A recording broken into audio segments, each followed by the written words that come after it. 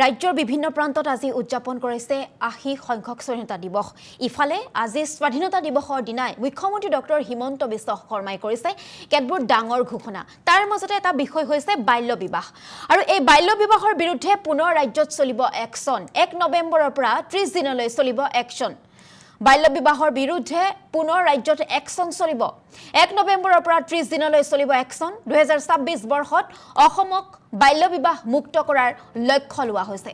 অসম আৰক্ষীক পদক্ষেপৰ বাবে নিৰ্দেশনা প্ৰদান মুখ্যমন্ত্ৰী ডক্টৰ হিমন্ত বিশ্ব শৰ্মাৰ। খানাপাৰাৰ খেলপথাৰৰ পৰাই বাল্য বিবাহৰ বিৰুদ্ধে হুংকাৰ দিলে মুখ্যমন্ত্ৰীগৰাকীয়ে।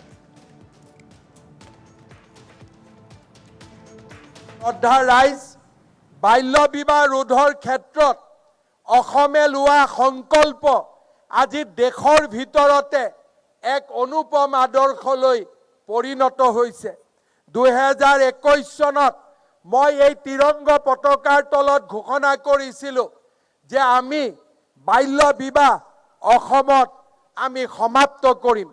যোৱা ৫টা বছৰত ১২,১৯৪টা গোচৰ ৰুজু হোৱাৰ লগতে ১১,০৯৯ জন লোকক আমি বাল্য বিবাহত অপৰাধত গ্ৰেপ্তাৰ কৰিছিলোঁ।